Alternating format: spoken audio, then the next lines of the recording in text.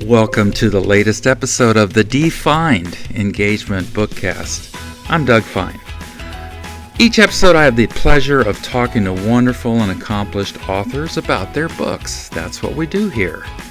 Again, we're going to have Laura Sukorokoff here for episode 5 of her book, It's Not Them, It's You, Why Employees Break Up with Their Managers and What to Do About It. Today we'll be talking about a gentleman named Elton and learn about the concept and leadership trait and practice of empowerment. Welcome back, Laura, to the Defined Engagement Bookcast. Hello, everybody, and welcome back to the Defined Performance, Defined Engagement Bookcast. I'm Doug Fine, and I'm in Augusta, Georgia, in the United States, and I have the author of It's Not Them, It's You, and her name is Laura Sukorokoff, up in Vancouver, Canada. Welcome back. Yeah, thank you so much, Doug. You know what? It is always, I have a really great time talking with you, so I'm so glad you invited me back. Thank you. Good, my pleasure, my pleasure. What we do on the bookcast is we talk about people's books that are going to help you become a better leader, a better person. Very soon, I'm going to be interviewing a woman that spent a year in Africa, and I guess it'll help the readers become a better safari participant or something. So Nice. I like to talk to interesting people, and you are one of those. Your book is terrific. You want to hold it up? Thank you. You bet. It's not them, it's you. That's right. And then the subtitle is Why Employees Break Up with Their Managers and What to Do About It. Cool. So we have stories in this book, Laura, and we've talked about Rosalie, we've talked about Emily, we talked about Simone and Percy, and now it's Elton today. That's right. So these are obviously, they're not their real names, right. Just everybody out there, just so you know, the book is written, these are real stories about real people in real companies, but I have not used any company names. And of course, I've changed the names of the people involved because I want to make sure that they have that anonymity, but also because these stories are not isolated incidents in the corporate world. In fact, I think that's one of the things that is most powerful about my book is that these are things that happen to people all the time. You know, these are these occur in workplaces around the world, and can be fixed, can be changed. And so for me, I thought that was really important. I purposely, even though I heard hundreds of stories from people, you know, when you say that you're writing a story about people quitting their jobs because they had a bad manager. Oh my goodness, the response to that. You know, I had so many people, even now, like, hey, if you're writing another book, I got a story for you. I had people saying, oh, I have stories for you. So I had lots of stories to choose from. But that problem is going to take care of itself when this just goes to the New York Times bestseller list. Well, from your be a bad boss anymore. From your lips to God's ears, my friend.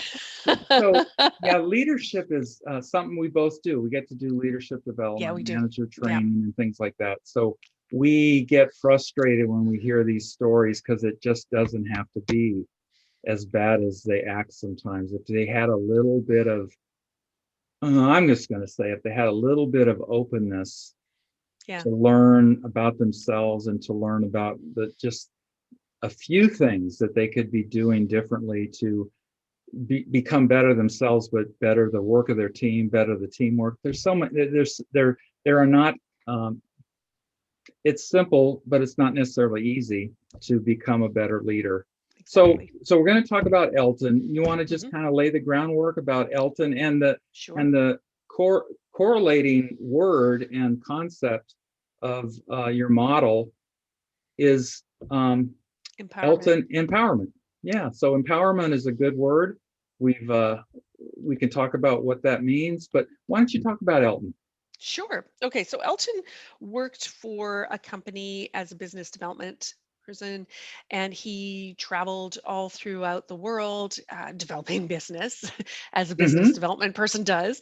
And he worked with a team of people who were really quite high performers in this area, and they were building a network of customers and of business partners around the globe. So they really felt like a high functioning team. Mm. They enjoyed working together, and they really enjoyed working with their boss. And now we pointed out before that as that one of the other themes that arose is that there's often a reorg and people are being shuffled from one boss to another. Mhm. And what happened here is that the company grew larger and ended up hiring somebody to come in and oversee Elton's team. So this gentleman came in to the team. He was green with the company, but he had experience with a similar business. Mhm. And he came into the company, met with the team, and basically said, this department is a mess, and I'm here to clean it up. Mhm. And when I first heard that from Elton when he was sharing it, I immediately went, ouch.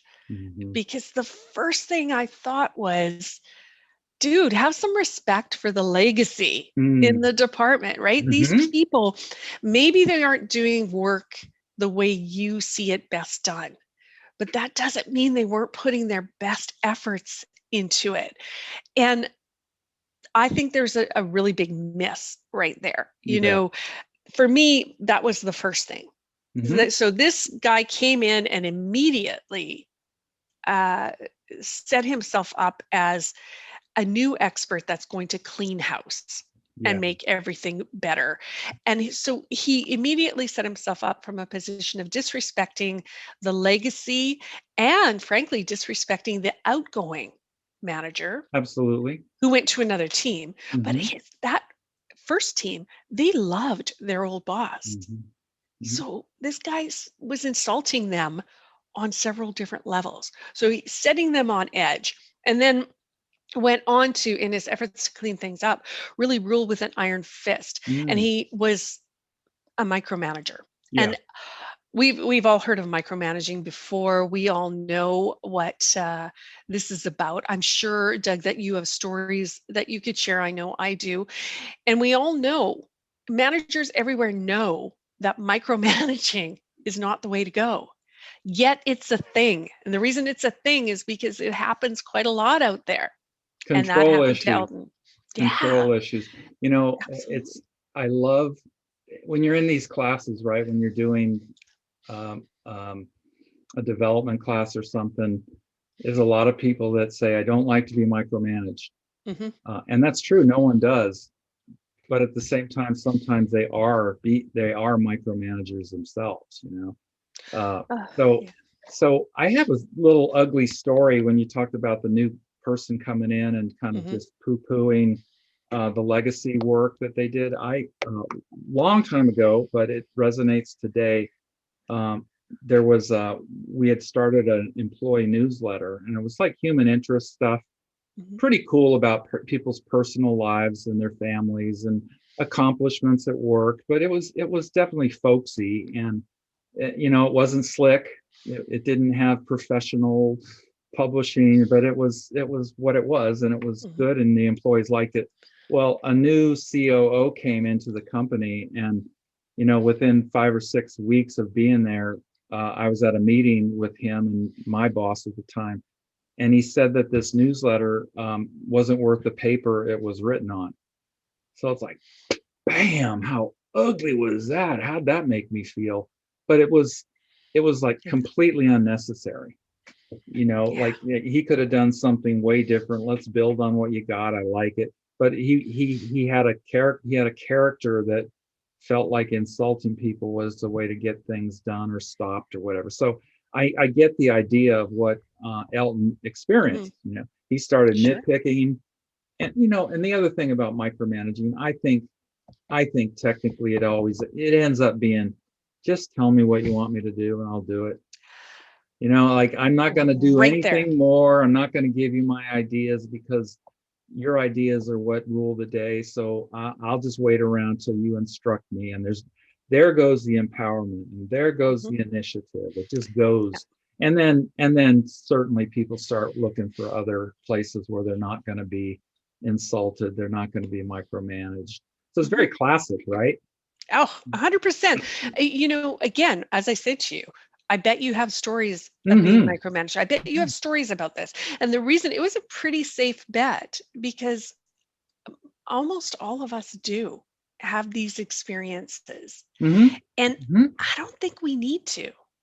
Firstly, if we look at the respecting the legacy portion, Yes. um, okay, that's just insulting. I mean, that's just bad manners, and really we should know better.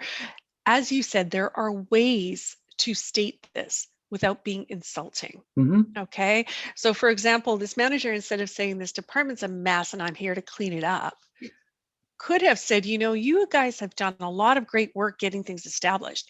I've got some ideas on how we can take it to the next level. Would love to get your input. Let's have a meeting and Yes. really dig into some of the cool things that we can do to take us to the next level. Awesome. It is the same message, basically, which is we need to make changes, we need to improve. Yes. But it's said in such a different way. It's said in a way that empowers people to put forward their ideas instead of a way to crush them. And I love what you said, which is the message is clear. I'll just sit here and shut up and do what you tell me to do until I find a new job. Yeah. Okay. So Yeah. here's the thing, micromanagers, if you are a micromanager out there, um, and you probably know that's the other thing I've discovered is most people who are micromanagers kind of know that Mm-hmm. they're nitpicky. It's just Mm-hmm. that they don't really know how not to be. So, okay, if you're a micromanager out there, understand that what Love you it. are teaching people to do is to sit there and wait for you to say not only what to do, but exactly how to do it, Yeah. because Right. they know that they're going to be punished if they do things Mm. the Oh, incorrect way. excellent point. And who Okay, wants to like be they're punished? exactly. And there are so many different ways that you can punish people, Yes. right? And including this department's a mess, I'm here to clean it up, Yes. including this isn't worth the paper it's printed on. Okay, well, then and people chafe under that scrutiny. Okay, they do. They don't like it. They want to be able to do good work. And when you are standing over them, literally picking apart every single thing they do, they are going to chafe under it and they're going to say, fine, you do it instead. Okay, fine. Yeah. They I, may not say that out loud, but that's really what they're saying. It's like you can do it better, obviously. So you yeah, don't need me. It's exactly. Clearly, fascinating. clearly I'm not doing good enough work for The you. other thing that really struck me when we were having these little exchanges about how these leaders acted and said and insulted people, it's like you gave the alternative of what this gentleman could have said with Mhm. Elton's team. And it was beautiful. It was like progressive. It was accepting. It was kind. It was encouraging. All of that. Yet this guy said what he said. It's a mess. I'm here to clean it up. And so what I find um, I struggle with this is being in leadership development that guy had he didn't even have the capability to say what you said. So he's like starting at a deficit of his ability to lead people, yet he's got the power, he's got the Mhm. job. So there's that whole issue of power and control. And I'm sure he was probably a kind of person that just didn't want to hear what you had to say. Yeah, and yeah, and, and yet in your discussions with me about one-on-one meetings, they're they're predominantly listening to your people about what they want to say. yes. Mhm. So for me, okay, I'm going to say also, full disclosure, Sure. I'm not a micromanager. I'm not that person. In For you. fact, I Neither would, neither am I. yeah, I far prefer a collaborative atmosphere. So I will admit to some bias on Sure. the other side of this, right? But I also find that uh, it's a waste to Mm. micromanage. And the reason I say that is you hire people for a reason. Okay. You hire somebody because they bring knowledge, they bring talent, they bring skills, they bring abilities, they bring experience, they bring enthusiasm, all of those things into a job. You hire them to be there to do good work, Mhm. and then you don't let them do it. And to Mhm. me, that's Mhm. counterintuitive. That's a waste of time. Waste of Okay, time and that's a money. waste of time and paper. So Because um, technically you're doing the jobs of people that you're paying to do the job in a weird way, right? You're that's right. you're Yeah. and you're not I'm talking about these bad managers that micromanage. You're not getting your work done. Well, Your work is not to micromanage your team. Your work is to empower your team. yeah. And so you're not getting your work done when you're spending your time micromanaging people. So why Yeah. don't we just, like, in general, it's Elton. He is the boss didn't the new boss didn't care about the legacy, the good work that this team did. He felt it was a mess and all this, and he's going to fix it. Hmm. So let's just talk about now, your concepts and your thoughts about what empowerment really is in a company. How should empowerment be embraced by a company, and where will it get them? Well, if we look at the dictionary Mhm. definition, empowerment is about sharing information and rewards and power with the Mhm. employees so that they can then make decisions and they can carry out tasks and they can improve their levels of service and performance. And all of those things, improving levels of service and performance, Mhm. doing inspiring great work, or encouraging them to go to the next level, those are all things that a company really wants Yes. from the people that they hire. This is kind of a dream scenario to um, to have a company full of people that are really feeling like they got this and that they Mhm. can take it and run with it and do Mhm. some good work that's going to result in some, happy customers and a really nice fat bottom line and all those things. It sounds so terrific. But then what that means we have to do is give up control to a certain Mhm. extent. Mhm. Okay. We have to trust that these employees are going to do this good work for us. And that's, I think, where it gets challenging, where micromanagers have a hard time with this because we're asking them to release control, to relinquish control. Um, Now, there's a quote in the book, and apologies, my eyes are going to go over here because I'm going to be That's reading it. okay, And please. that is, when managers rule with an iron fist, Mhm. employees feel excessively pressured, not trusted, and will chafe under the scrutiny. Do you know what I did, Laura? I should share my screen right now, but Uh, I put that very quote in a on a PowerPoint, mm, and it's like the PowerPoint has designs, right. so it's Yeah. just like a big blue blob. And I put your quote, that very quote, in a PowerPoint because I want to use it to promote this book because it's Oh, very sure. powerful. It's a very powerful quote.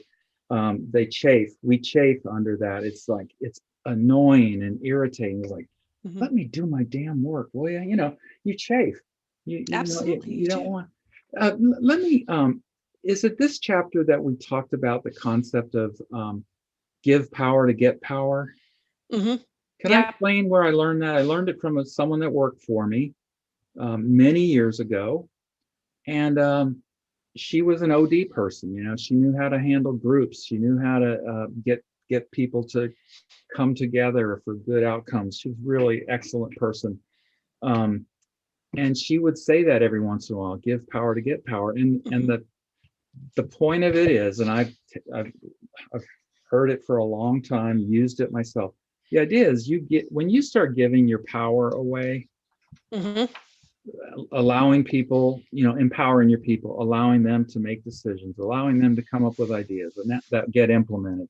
If you Mhm. start giving your power away, um, you get a better reputation for being a good boss, Yeah. for being somebody that people want to work for.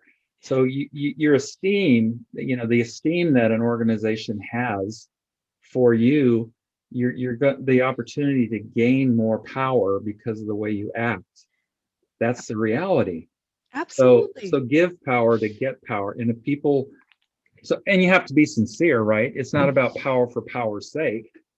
But if you want to spread the way you manage and lead people throughout an organization, you give your power away as best you can, always with accountability and always with checking in and one-on-ones. But you actually are going to be more appreciated in your organization, probably by the upper level people too, When because you, your team's really performing great.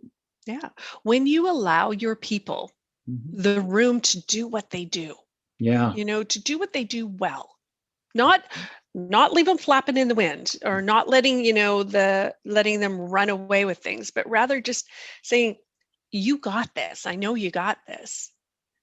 Then you're gonna, well, for one thing, you're gonna get more done. I mean, Hmm. that's the reality, because you are letting go of some things, that gives you the time to get a little bit more done yourself. Yes. And um, again, we talked about how managers are so squeezed. I can't think of a manager out there that wouldn't love to have just a little bit more time to get some of their work done. So if you can let your people do what they're hired to do, instead of, supervising every single thing Hmm. that they do. And believe you me, listen, I had a manager. This was early on in my career. I had a manager who wouldn't even let me send an email out Hmm. without first reading it to make sure it was written okay. I was Kill like, me "Are you now. Kill me freaking now. kidding me? Do you know how much time that wastes?" What a So pain. anyway, you're going to get more done Yeah. just by letting people do what they do. Now, if you are, the common thread throughout all of what I've done in this book is this idea of a one-on-one conversation, of Yes. being in constant communication Hmm. with the people on your team. Hmm. So if you know them, if you have a relationship built with them, if you Hmm. understand what makes them work, what inspires them, Hmm. then you're going to feel a lot freer to Hmm. let them do what they need to do. Not only that, though, they're going to want to communicate with you Hmm. along the way. So here's the thing: when you are taking away the power from people, you are making them sit there and do nothing until you tell them what to do. So that's a time waster, right? That also demands so much more of you as a manager. And then it means that projects are delayed, or things take a lot longer to get up and running, because everybody is waiting so much for all of this to not feel that they can make any decisions on their own, because they are waiting for the The axe to orders. fall, Yeah. Or basically. Yeah, the next exactly. orders. Right. Yeah. Exactly. And so when you empower people to do it, when you step out of their way, things go faster. You're going to get more done. You're going to improve communication because they're going to feel trusted. So not only will you be checking in with them, but they'll also come to you. They will feel empowered to be able to bring their thoughts and their concerns to you. And that's actually a really good thing when you think about it. If things are going off the rails, they're not going to be afraid to talk to you. They're going Right. to come to you and say, Because "Hey, can you help me get things back on the rails?" it's the work. I want to Yeah. bounce something off you. Um, I for many years now, I I kind of think about this idea of spirit at work, Mhm. like Mhm. like spirit, creativity, new things, unheard of things, unthought of things by an organization, even by a leadership team. I think it is so, it's classic that in corporate settings, sometimes you don't want to be surprised by anything. So actually, if you believe that a spirit could generate good ideas from people, Mhm. could generate new thinking, could could make some real impactful changes because you've allowed people to dream, or empowered them really to Mhm. do things maybe different or better their own way, but we're going to get to the same goal. Where I don't have to tell you how to do it, just kind of here are your goals, get there. I think there's so little spirit in corporate because no one wants to be surprised. And if surprises happen, even if they're good ones, oftentimes, it's like hands away, kind of push you Yeah. off because it's I'm not even gonna say out of the box because I hate saying that, but it's different, it's new. Yeah. And And we're not sure how to deal with this if it's yeah. different and new. So I mean, what's your thought Yet about that? that doesn't equal bad. Okay, so the first thing that my first reaction when you start talking about this was, companies don't want to be surprised. Right. But on the other hand, companies are always talking about being innovative. Innovative, exactly. And to me, how does innovation happen then without surprise? Amen. And when you are in a place, when you're in where you do not feel empowered, there's no innovation. There's Right. no creativity, at least not that kind of effort for the company. And you see a lot of people when they're feeling stifled at work, when they're feeling like they cannot put forward what they know is right. You see them spinning off either to a side hustle or oftentimes to bringing up their own business because they know that what they're doing is worthwhile, that they've got a great message, but they're not allowed to say it. Right. And so for me, I don't get it. Do you want innovation or do you want no surprises? Yeah. Okay. And so if you want innovation, then your people in your company have to feel free to put forward their ideas. Not necessarily free to run with it completely and create whatever the heck they want. And in tech, there is a bit of that, and I'll talk to that in a second.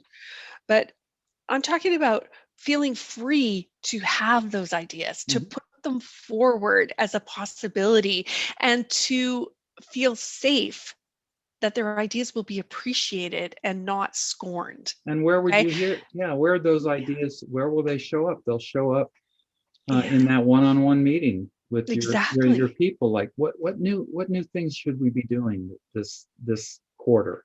Is there something that could really knock people's socks off let's just challenge ourselves to do that this quarter? And hackathons are something that happens all the time in tech. And from those hackathons, some really cool ideas have been developed. And probably if I did some Google searching, I could come up with some really great like products or apps or services that have come out of these tech hackathons. That's an example of a company empowering their people to be creative, to be innovative, to think, like you said, that term, think outside the box, to really pour themselves into something that may or may not even have anything to do with the company. But boy, oh boy, can it produce some cool results. And so for me, I think that's something that companies should do. Maybe not have a hackathon, but certainly encourage their employees to take a look at what's going on in the company and create something better. Oftentimes somebody who's working within a process flow is the best person to suggest a better process flow. So why not encourage them to put it forward? If it's not going to work, then say, yeah, okay, thank you for bringing that up. Put it in the red box. It's not going to work because of this, but I'll tell you what, if we can think of some way to make it work, or if knowing that this is an obstacle, can you take it back to the drawing board? But you listen. And see if you can come. Yes. And that's the key, my friend. You have listened and you have understood that they have poured themselves into it. So, I've been doing customer service training all throughout my career. And one of the things that I know for sure is what customers really want is to feel heard and understood. More than to get their way, they want to feel like they've been listened to and they've been understood. And the same holds true with employees. They want to feel like you have heard them and you understand what drives them. And that all comes back to that one-on-one conversation, and once you know once you know about them, once you know what they're good at, once you know what they get excited about and what they really want to do, then you will then you can let them go and do it. And you will trust that they're doing this for the right reasons because you know they are. They've And told you're you this. tapped into them. You're plugged in with them every Yeah, week, that's right. or every other week, if the case may be. But you were plugged in with them. You know Yeah. them. You get them, and the more you get them, the more you I think the more you get them, the more you're going to get, because you've appreciated who they are. You know that you Oh, get them. yes. And you inspire their loyalty, Yeah, right? And yeah. when somebody is loyal, I mean, I think if any one of us, any of the listeners, if you think about Hmm. people who you are loyal to, you want to do great stuff for them. Hmm. You Hmm. want to help them. You want to um, do your best for them. You are invested in their success just as you are invested in your own success. And so Or we see that in yeah. company cultures that are really growing and thriving. We see the loyalty. Hmm. And, Hmm. that is, and that loyalty is what inspires people to make it even better and better. And, we see that in companies like Zappos, Hmm. where, I'm so sad about the passing of Tony Me Hsieh. too. He was far too young, for Yes, one he thing, was.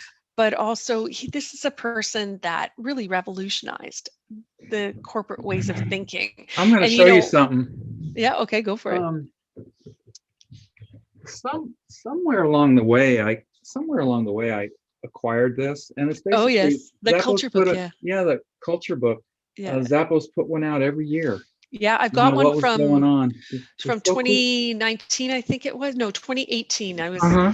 I had opportunity to tour Zappos, and I Cool. went through their customer service department. And Uh-huh. okay, so I went through their call center.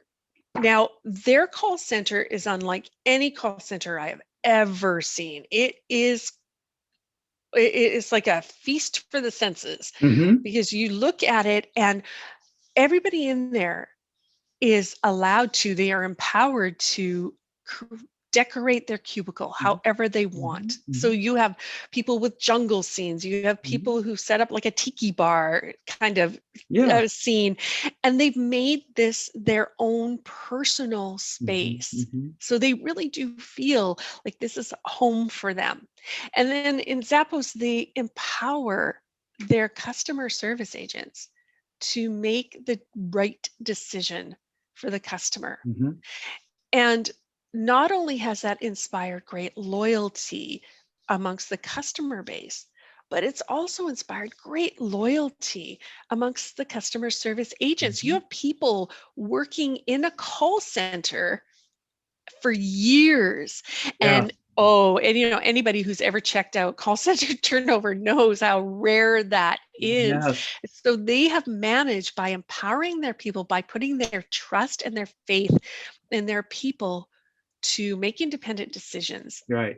that are the right thing to do. Right. They've inspired fierce loyalty. And if they make a wrong decision, you deal with it, right? It's like Well, that's just it. it's a growth environment that you don't have to be perfect.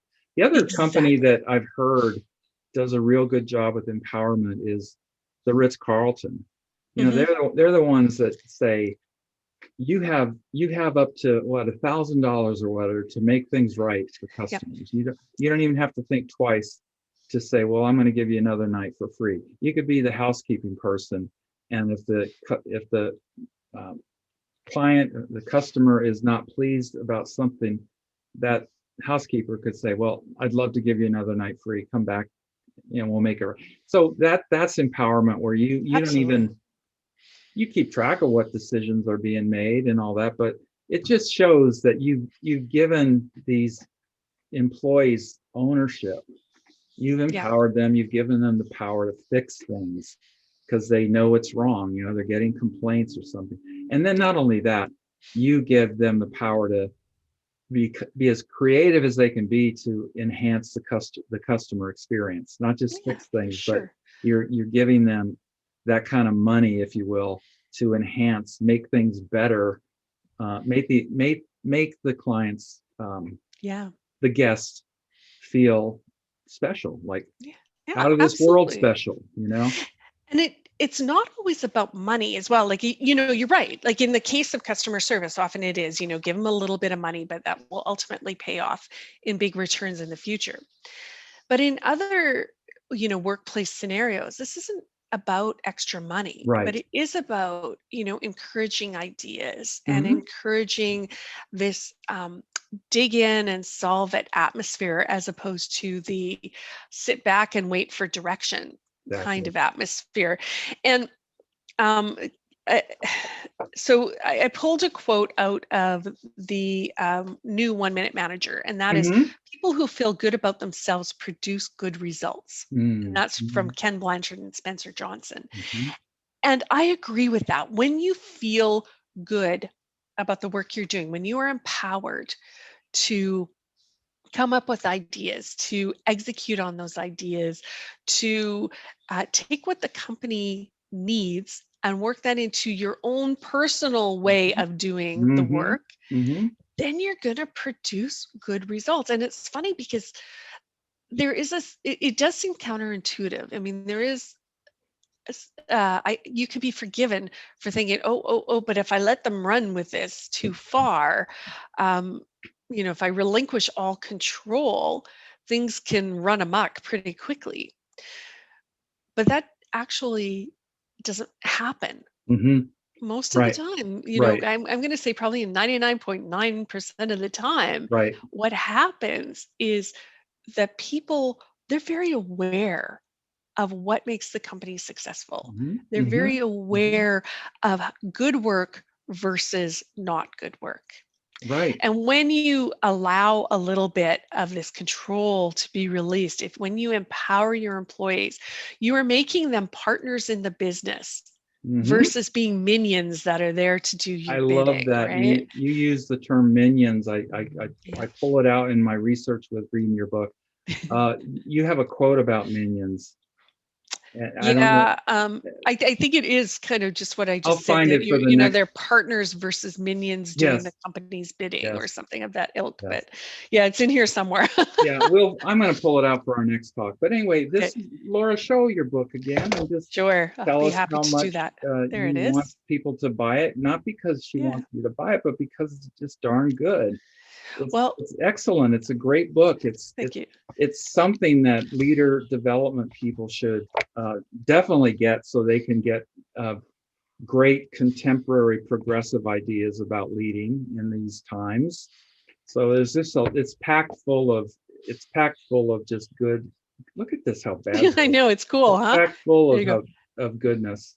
Yeah. So Laura, Hey, we covered thank you. Elton today and empowerment. Anything else Yeah. we didn't talk about that you want to mention? Well, I do want to mention that encouraging independence in your Hmm. team member, it does pay off. Hmm. So please, if you are a manager out there and you are wondering how you can do this, um, just don't get too discouraged by this. Don't get too overwhelmed by this, because where this comes from, this idea of how can you encourage independence, it really does come from getting to know Hmm. the people that work with you, what they can do, Hmm. what they are capable of, what they know. And I actually have a story about that. I was wanting to get, this was a little earlier on in my tenure with the company, and I had a new boss, and I was wanting to get leadership training Hmm. into the organization, which is, by the way, something that I do. Yes, probably pretty And good at it. yeah, well, thank you. I like to think so. And I went in to talk to my boss about creating a leadership training program. And he said to me, okay, well, why don't you look into some third party vendors and just let me know what this is going to cost? And then we'll talk about it. And I left his office. s- Honestly, I was fuming. I was Hmm. so angry Hmm. because I thought, you know what?